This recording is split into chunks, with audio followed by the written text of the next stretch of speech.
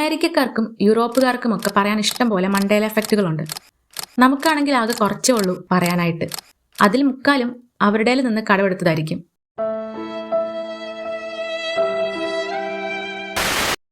എന്നാൽ നമുക്കും റിലേറ്റ് ചെയ്യാൻ പറ്റുമെന്ന് ഞാൻ കരുതിയിരുന്ന 2 മണ്ടേല എഫക്റ്റ് ആണ്.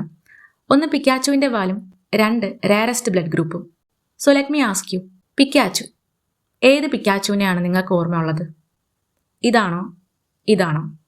ഓർമ്മ ഉള്ളത് എന്തോ ആയിക്കോട്ടെ, ഗെയിം ഫ്രീ കമ്പനിയുടെ പോക്കിമോൺ ഫ്രാഞ്ചൈസിലെ ഐക്കോണിക് ക്യാരക്ടറായ പിക്കാച്ചുവിനെ ഇങ്ങനെയാണ് അതിന്റെ ഡിസൈനർ ഡിസൈൻ ചെയ്തേക്കുന്നത്. ബട്ട് ഡിസ്പൈറ്റ് ദിസ്, ലോകത്തിലുള്ള ഒരുപാട് ആളുകൾക്ക് ഇൻക്ലൂഡിങ് എനിക്ക് ഓർമ്മയുള്ള പിക്കാച്ചു ദേ ഇതാണ്. ഫസ്റ്റ് കേട്ടപ്പോൾ ഞെട്ടിച്ചു കളഞ്ഞ ഒരു മണ്ടേല എഫക്റ്റ് ആയിരുന്നു ഈ പിക്കാച്ചു.